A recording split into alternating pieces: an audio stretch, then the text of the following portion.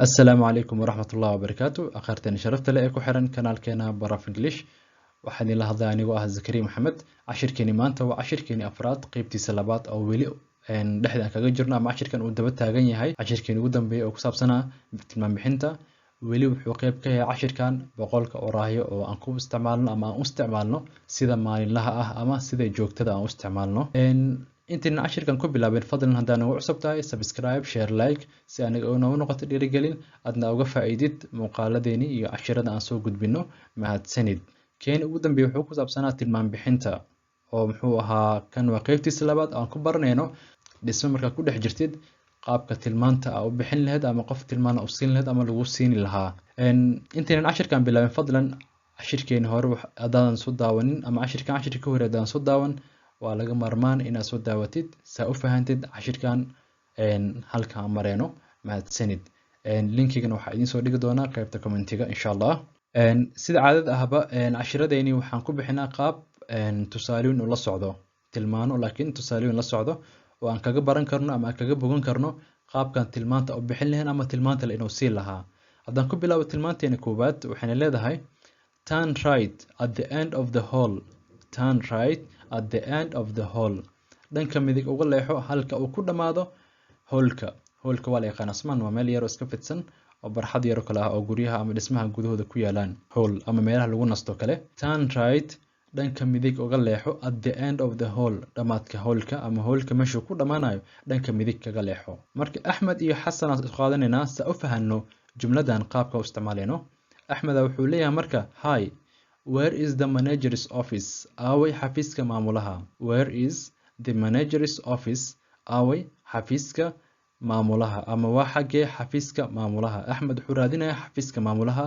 طبعا waa fahmi kartaa Axmed inuu ku dhex jiro dhisme marka xafiis uu raadinayo oo dhismahaasi qaybta uu kaga yaalo in loo sheego halka Axmed uu taagan yahay oo kale uu ku arkay wuxuu u baahan yahay marka su'aashaas inuu weydiiyo marka waxay ka dhigan tahay qaab ahaan daa fiirisid labadan qof isma yaqaanaan ilaa laba qof la socoto isma weydiinayaan su'aashan Soomaha waa laba qof aqoon isku lahayn Xasan marka wuxuu ku jawaabayaa hi turn right at the end of the hall hallka halka ku dhamaanayo dhanka midig uga leexo xafiiska meeshaas ku yaala hi Axmed hi where is the manager's office hi waa xagee ama waa halkee xafiiska maamulaha waa xagee xafiiska maamulaha Xasan wuxuu leeyahay hi turn right at the end of the hall turn right at the end of the hall dhanka midig uga leexo xafiiska maamulaha halkaas ayuu ku yaalaa hallka halka ku dhamaanayo dhanka midig uga leexo xafiiska halkaas ku arki doontaa number 2 go straight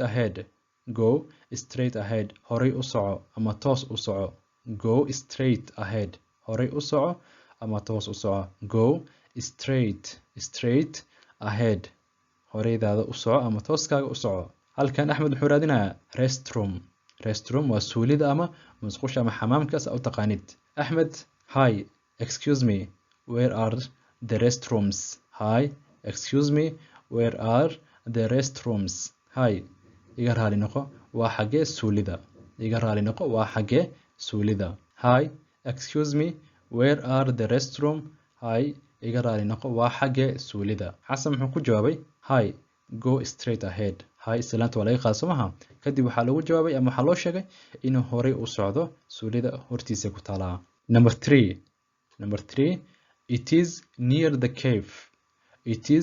the cave and waxay u dhowdahay maqaayada cave waa maqaayadahan yar yar laga cabo kafeega iyo muxuu ahaa casriyaha waxaas galbihi la fariisto waxaa la dhahaa cave laakiin maqaayadaha raashinka waxaas laga cuno qadadii quraacdii cashada laga cuno waxaa la dhahaa restaurant marka laba kala tahay it is near the cave marka maqaayad walba qayb waxay leedahay cave maqaayad walba ama restaurant walba waxay leedahay ama qaar inta badan way leeyihiin qayb cave oo qaxwi waxaas lagu cabo lagu nasto it is near the cave waxay u dhowdahay maqaayada Axmed hi can you tell me where the prayer room is hi can you tell me where the prayer room is hi can you tell me where the prayer room is hi ma ii sheegi kartaa halka uu ku yaalo qolka tukashada ama qolka salaada halka uu ku yaalo ma ii sheegi kartaa Xasan wuxuu leeyahay hi oo ka qaad salaanta it is near the cave waxay u dhowdahay maqaaxida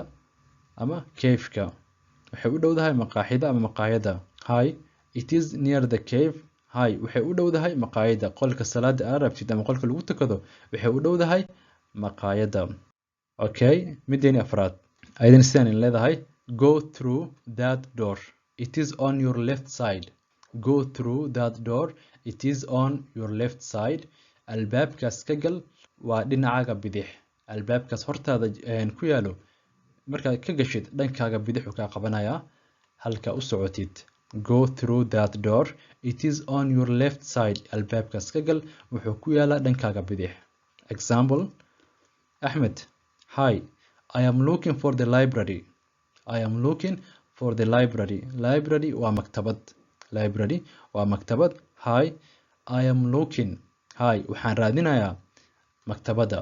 Hi, waxaan raadinayaa maktabada. Hi, I am looking for the library. Xasan ugu jawaabay tilmaanta si Ahmed wuxuu leeyahay go and hi, go through that door. Albaabkaas ka gal. It is on your left side. waa dhankaaga bidix. Albaabkaas ka gal maktabada raadinaysid waa dhankaaga bidix.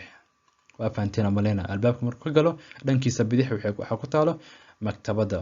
tusaale marka halkaan idinku tusaya marka albaabki waa halkaan mid albaab halkaan ku yaalo. sorry halkaan maaha waa kor u yara qaado waa okay waa kan halkaan albaab ku yaala marka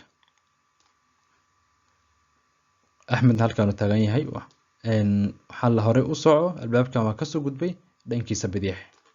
albaabkaas ka gal dhankaaga bidix ayuu ku taala maktabada. maktabada waa tan. maktabada waa kan toos dhanka bidix. waa fahanteen amalena. okay, hi, I am looking for the library. Hi, waxaan raadinayaa maktabada. Hi, go through that door. It is on your left side. Hi, albaabkaas ka gal dhankaaga bidix ayuu ku yaalaa maktabada raadinaysid. Number 5. The stairway is around the corner over there. The stairway is around the corner over there. Stairway waa jaranjaro. Stairway waa jaranjaro. The stairway is around the corner over there. Around the corner ma xasuustaan muuqaalkeen ugu dambeeya ku baranaynay.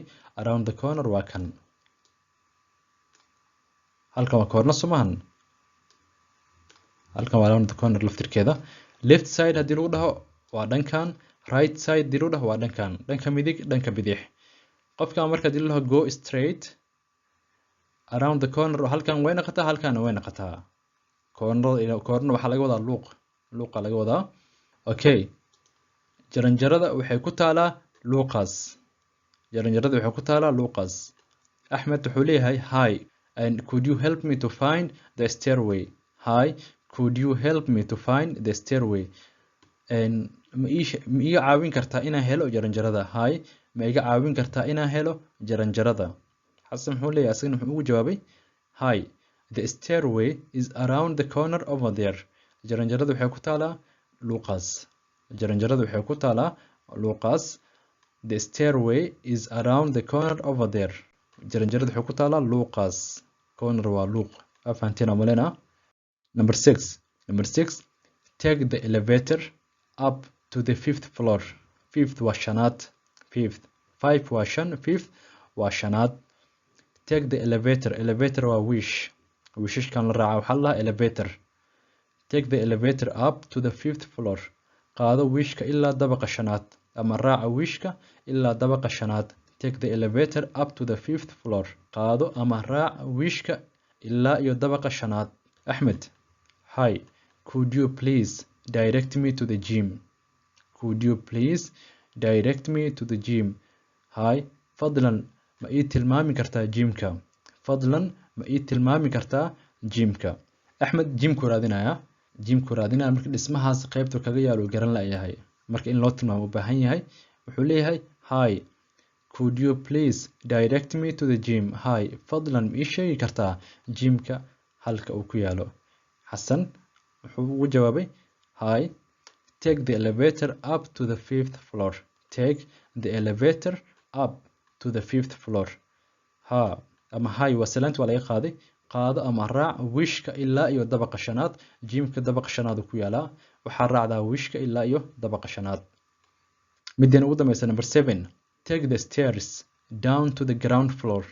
Take the stairs down to the ground floor.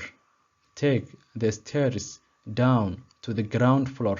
Ground floor marka waa dhismahan halkan. Okay, tusaale.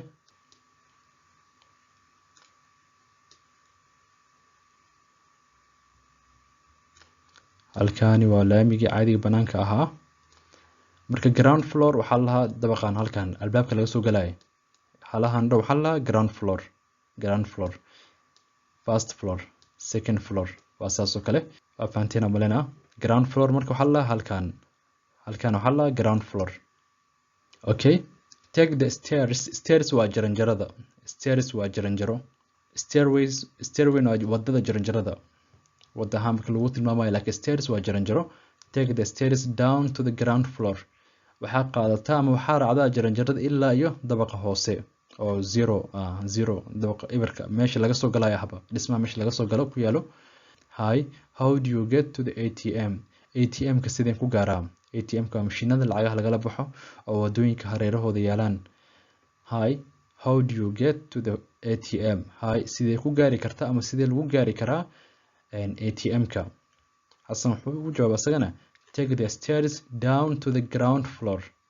Take the stairs down to the ground floor. waxaa qaadataa jaranjarada ama waxaa uga dagtaa jaranjarada ilaa dabaqa hoose ama dabaqa caadiga meesha laga soo galayo ah.